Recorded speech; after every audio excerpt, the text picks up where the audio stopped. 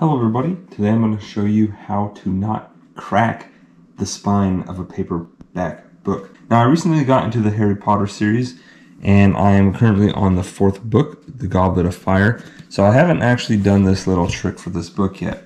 However, I just finished The Prisoner of Azkaban and as you can see there's no cracking of the spine whatsoever.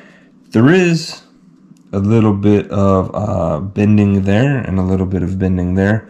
However, I think that's just due to me holding the book at the bottom of it and not really appreciating, holding the book like this or something like this. What I usually do is I go from here. So it tends to bend these sides of the books a little bit more. However, a similar sized book, Bury My Heart at Wounded Knee, I also read a few months ago, and there's no such thing as this Prisoner of Azkaban book. Now, I did this trick with my Game of Thrones paperback series, which was also mass market, such as my Harry Potter books, mass produced paperback. And the only one that actually did it, and this was even before I did the trick, if I could get them out here, was A Clash of Kings. You might not be able to see that, but there is a spine crack right through the middle. And that was, again, before I did this trick. But the 3 books after have no such thing. So, this trick works pretty well. And you can see a paperback book that has never done this trick. It can look pretty bad.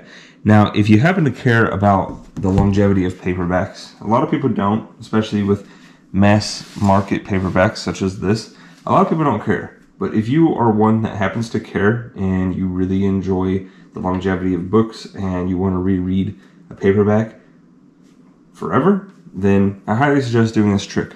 Now, what you're going to want to do is, depending on the size of the book, what you're going to want to do is you're going to want to grab just a little bit of pages here. Now, I happen to grab 30 on each side. That was just random. Okay, I don't want to read anything inside the book pages, of course, because, well, I haven't started reading the book yet. However, you're going to want to do this. You're going to want to open the book, and you just kind of want to press down along as close to the next pages as possible. And you just want to keep doing that and keep doing that.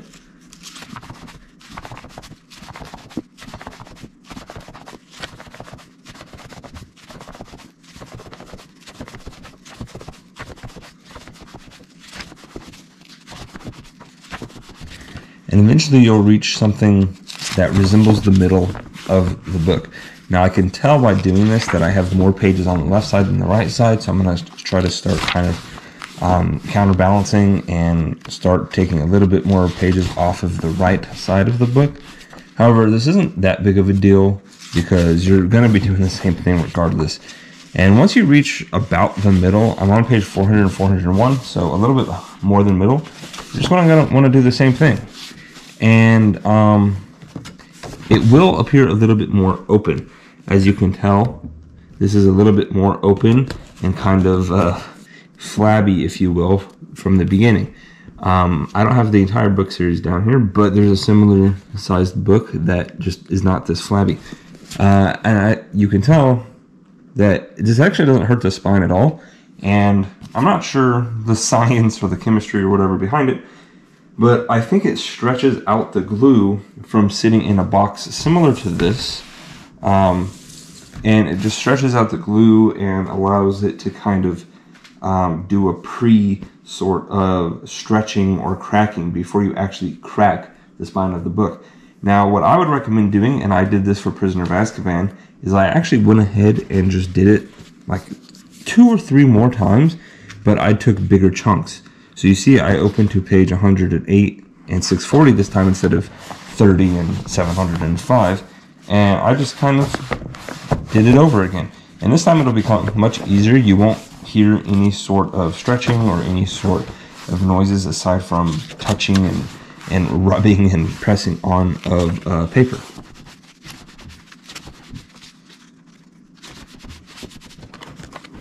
And there you have it.